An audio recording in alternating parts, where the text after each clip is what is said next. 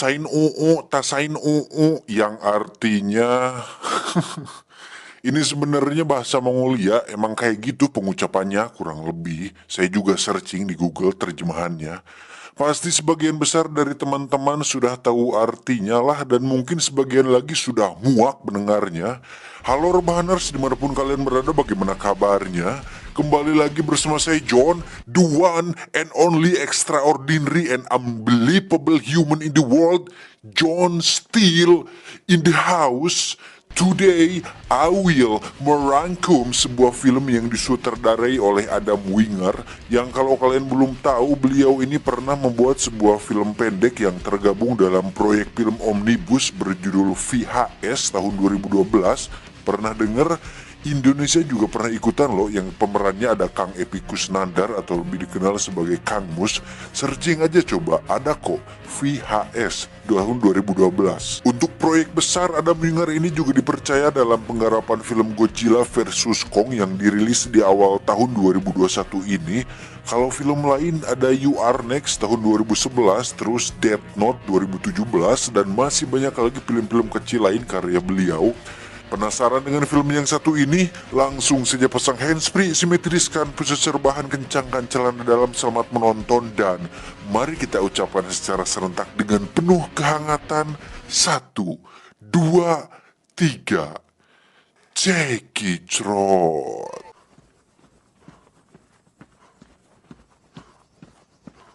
Kisah akan berfokus pada sebuah keluarga yang belum lama ini berkabung atas tewasnya anak sulung mereka di medan perang. Ada si ibu, ayah, anak si kakak, dan Luke si adik. I'll see you later. Okay. Drive safe.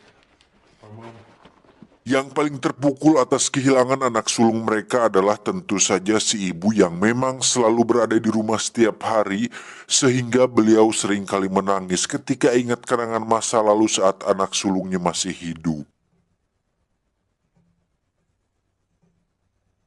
Sementara itu, kita akan melihat seorang pria yang nampaknya seorang tentara sedang berlari, dan ternyata dia datang ke rumah si ibu dengan mengaku sebagai sahabat dekat anaknya waktu di militer.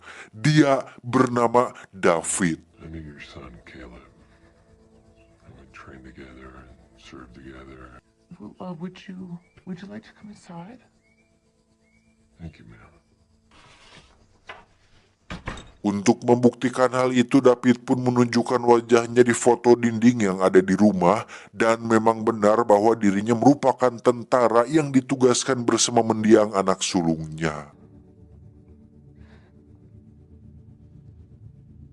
Dan tujuan David datang yaitu untuk menepati janjinya kepada mendiang, yakni mengunjungi rumah ibunya dan mengatakan bahwa mendiang sangat mencintai dan menyayangi keluarganya, dan jelas itu membuat si ibu langsung ciremai dan pergi ke belakang. Would you excuse me, please?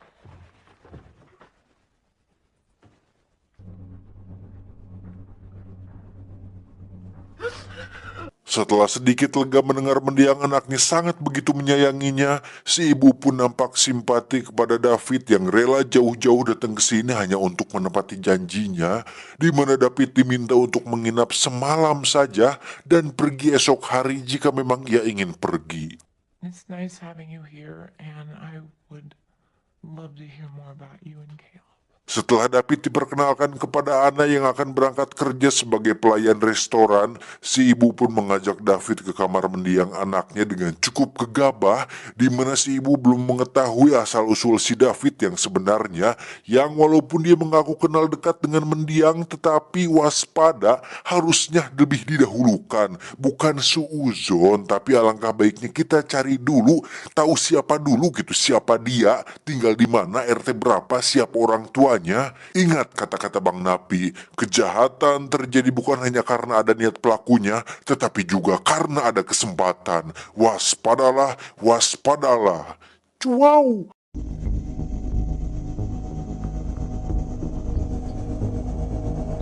Dan inilah tamu.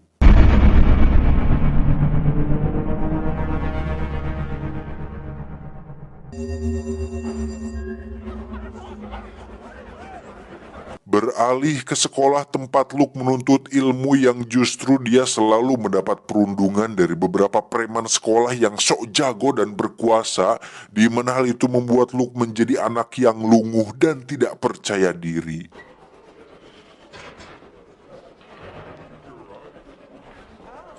Tiba di rumah, Luke pun langsung berkenalan dengan David dan saat ditanya kenapa wajahnya lebam, Luke pun mengaku hanya mengalami kecelakaan kecil saat olahraga yang padahal David menyadari betul bahwa sekolah merupakan tempat yang keras bagi anak-anak lemah seperti Luke. Yeah, that could happen. Yeah. Sebagai tuan rumah yang baik, si ayah pun mengajak David untuk minum-minum sambil mengobrol, dan ketika si ayah mulai mabuk, dia pun curhat mengenai permasalahannya di tempat kerja tentang seorang karyawan baru yang langsung naik jabatan menjadi manajer, di mana saat si David menjadi pendengar yang baik dan meresponnya dengan cara yang tidak lebay, si ayah pun mulai simpati dan meminta David untuk tinggal di sana sementara waktu. That's crazy. You don't know where you're going. Stay here for a couple more days.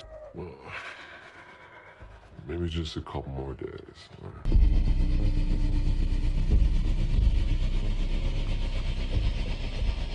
Singkat cerita, esok pagi pun caang. Luke pun dikejutkan dengan kemunculan David yang menjemputnya ke sekolah, di mana dia meminta Luke menunjukkan yang mana anak-anak yang suka membulinya, dan saat mereka pergi, David pun dengan sengaja mengikutinya.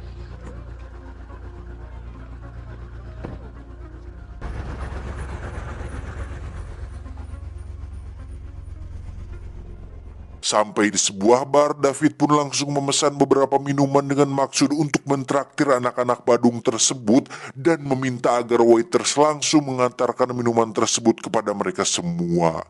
Saat anak-anak Badung itu merasa tersinggung karena hanya ditraktir minuman Josu dan Marimas tanpa es batu, tiba-tiba... Ya, salah satu anak pun dengan watadosnya menyiram bebenguk si David tanpa tahu dia siapa, di mana pada adegan ini si Luke yang lemah pun cukup dibuat beradrenalin karena takut terjadi sesuatu yang tidak diinginkan, namun dengan ekspresi tenang dan senyum kecil yang mendamaikan, David pun langsung...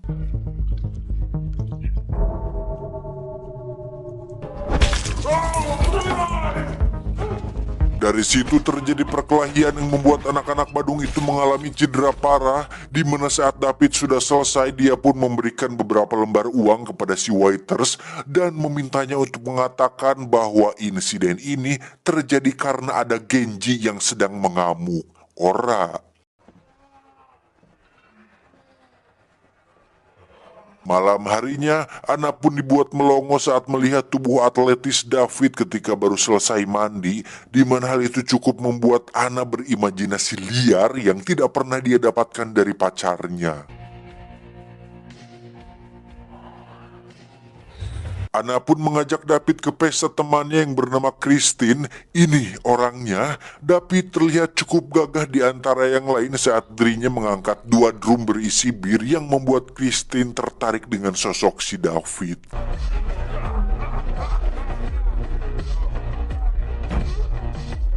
Saat mereka sedang mengobrol berdua, muncullah mantan Christine yang sering bertindak kasar, sehingga David memutuskan untuk menghajar babangusnya agar dia kapok dan tak datang lagi, hingga akhirnya David mendapat sebuah hadiah dari Christine. Apa itu? Ya, pasti teman-teman sudah paham.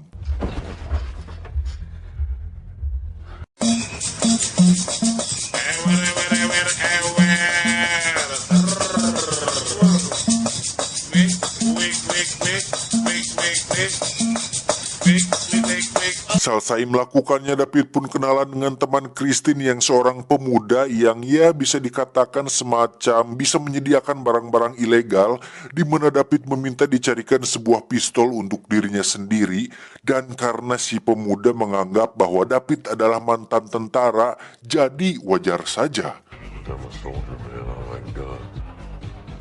Soldiers like guns.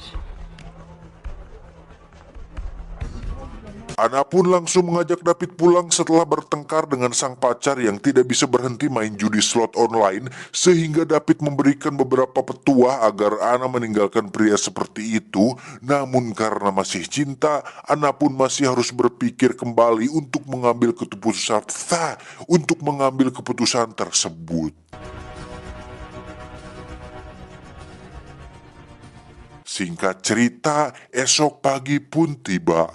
Ana tak sengaja mendengar David yang sedang menelepon seorang dokter bedah plastik mengenai sesuatu hal tentang operasi wajah baru, di mana Ana yang merasa curiga pun langsung menghubungi customer service militer setempat dan memberikan nama lengkap David untuk dijadikan datanya di militer.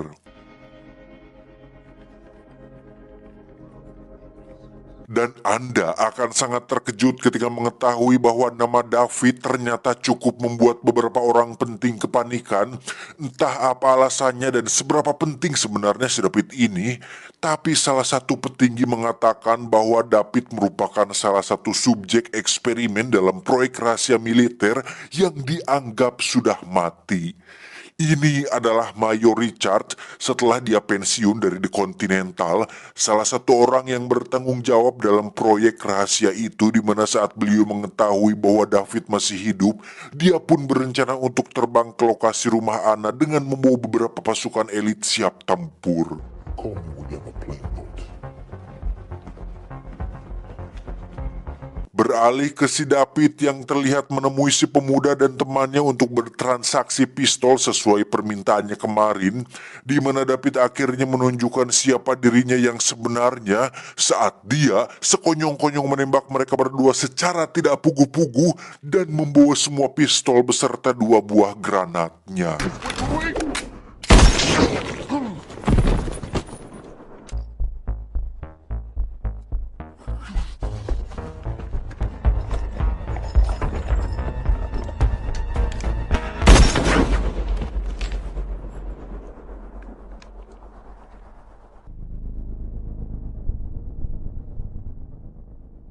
Bersamaan dengan itu, Ana pun dibuat terkejut saat mendapat informasi bahwa David dilaporkan sudah tewas dalam sebuah insiden mengerikan, yang mana saat dia menceritakan hal itu kepada ibunya, muncullah si ayah yang dibuat syok sekaligus senang ketika mendapat kabar bahwa manajer barunya ditemukan sudah tewas di kamar hotel, dan beliau dipromosikan menjadi manajer baru di kantor tersebut.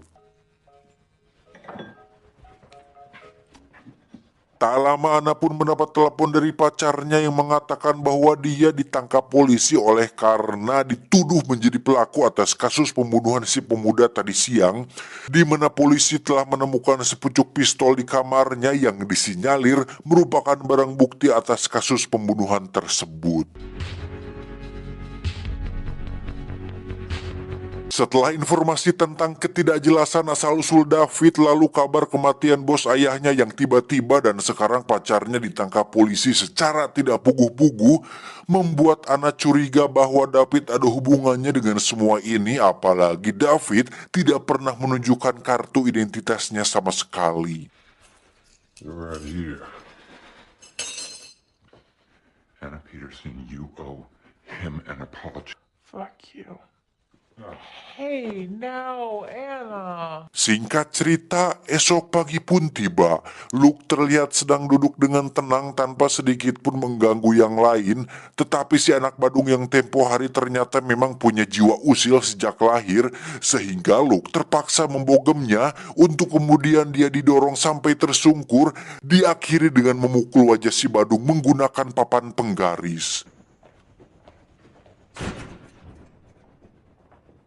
Akibat insiden itu, Luke pun terancam dikeluarkan dari sekolah, tetapi David yang cerdas dan berkarisma pun mengatakan bahwa Luke tidak sepenuhnya salah, karena dari pembulian yang dialami Luke selama ini, luka lebam yang masih membekas di wajahnya, dan kata-kata makian yang sering terlontar untuknya, David bisa membawa hal ini ke ranah hukum dengan sebuah kejahatan yang termasuk dalam kategori perundungan, ujaran kebencian, dan kekerasan verbal, sehingga jika Pak Kepsek berani mengeluarkan Luke dari sekolah, maka David akan segera membuat gugatan yang tentu saja bisa merusak nama baik sekolah ini. Hal itu tentu membuat Pak Kepsek menjadi sangat gugup dan gemetaran, apalagi melihat cara David berbicara yang lantang, berkarisma, dan penuh percaya diri, yang akhirnya Pak Kepsek tidak jadi mengeluarkannya. We understand each other. I believe we do, Mr.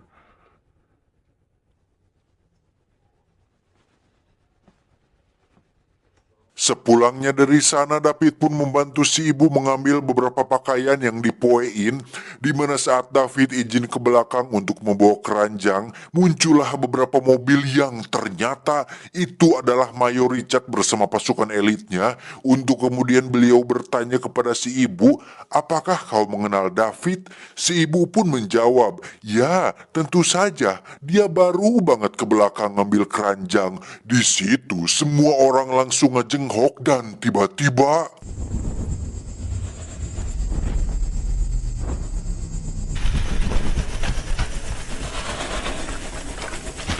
dari situ terjadi baku tembak di mana David langsung loncat ke dalam rumah dan diberondong puluhan peluru berkaliber besar yang tak satu pun berhasil mengenainya, di mana saat salah satu anggota pasukan elit masuk, justru dialah yang harus tewas oleh David, dilanjutkan dengan David yang merangkak di bawah tembakan yang murudul begitu banyak sampai dia loncat ke dapur yang di situ sudah ada si ibu yang sedang berlindung. What is happening, David? Who are those men? It would take too long to explain. Dianggap sudah tidak berguna, David pun membunuh si ibu dengan sebilah pisau, kemudian lari ke garasi dan mengendarai mobil tua milik si ayah, lalu menembak anggota elit terakhir sekaligus memucatkan mobil milik si Mayor. Dalam perjalanan, David pun melihat mobil si ayah yang baru saja pulang kerja, di mana David nekat menabrakkan mobilnya ke mobil si ayah hanya untuk mencegah dia sampai di rumah.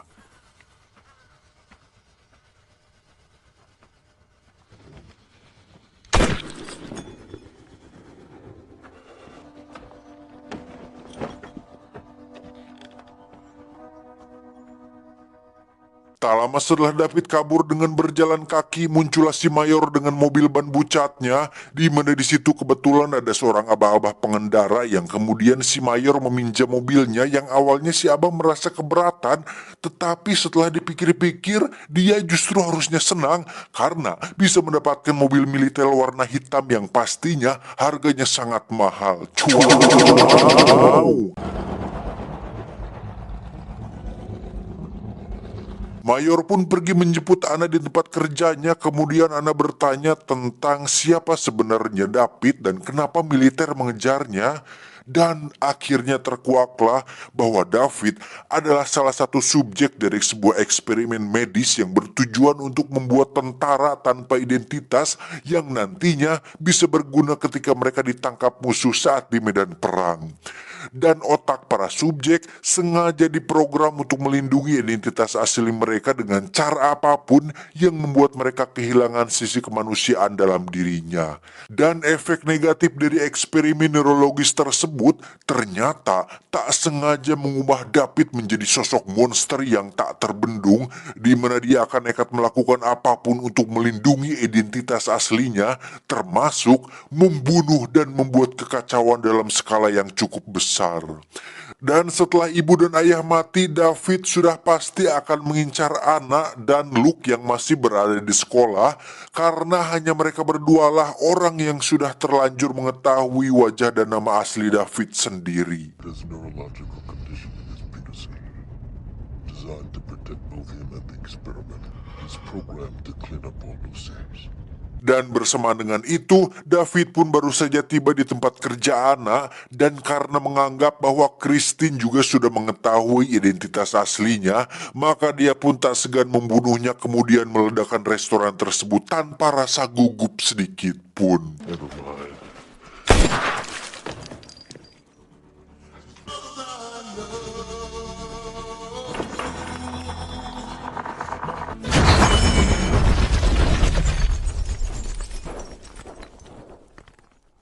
Beralih ke sekolah Luke yang kebetulan sebentar lagi akan diadakan acara Halloween di mana Luke sedang dihukum menjadi seksi bersih-bersih di acara tersebut. Mayor dan Anna pun langsung mengajak Luke untuk pergi, tapi mereka keburu dikejutkan dengan terbunuhnya seorang guru yang pastinya adalah perbuatan si David yang sudah sampai di sana.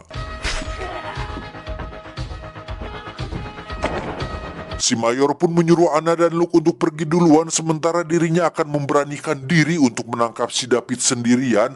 Namun hasilnya tentu saja beliau harus tewas secara mengenaskan karena David lebih cerdas dan terampil dibandingkan dengan dirinya.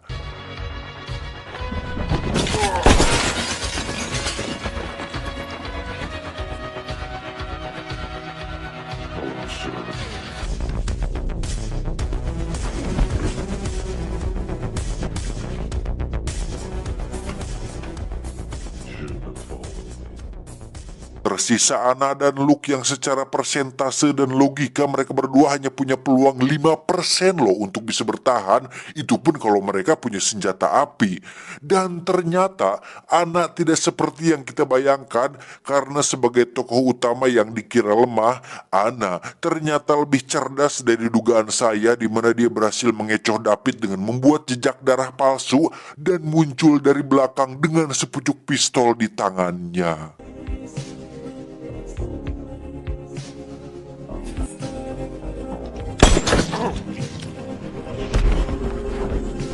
Anna pun menembak David di bahunya dan entah kenapa tidak di kepalanya. Di mana saat Anna mendekat, tiba-tiba David menusuk paha Anna kemudian mencekik lehernya sekuat tenaga. Dan ketika Anna sudah tidak walakaya, tentu saja Luke muncul dengan menikam David dari belakang dan menusuknya tepat di dada sampai David benar-benar tewas kali ini. Don't feel bad. Sebegitu banyak pasukan elit gak mampu loh buat bunuh si David. Malah Luke dan Anna yang masih labil yang bahkan belum merasakan pahit manisnya hidup sebegitu mudahnya melakukan itu. Apakah pasukan elit yang mati tadi kurang latihan atau Luke dan Anna yang memang dibantu sutradara? Namun ternyata tak cukup sampai di sini karena saat Luke dan Anna sudah ditangani tim medis, Anna pun tak sengaja melihat salah satu petugas yang pincang di mana itu adalah si David yang masih hidup.